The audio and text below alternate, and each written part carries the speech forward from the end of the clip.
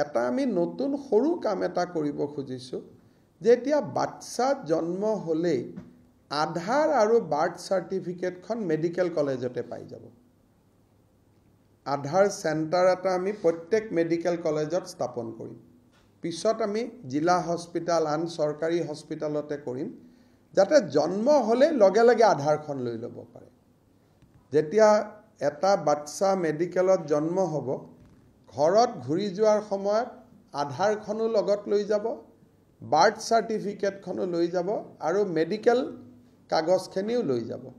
তেতিয়া আমাৰ আধাৰৰ কাৰণে পিছত আৰু বাচ্চাটো ডাঙৰ হৈ ক'বাত লাইন পাতি থাকিব নালাগে জন্মৰ সময়তে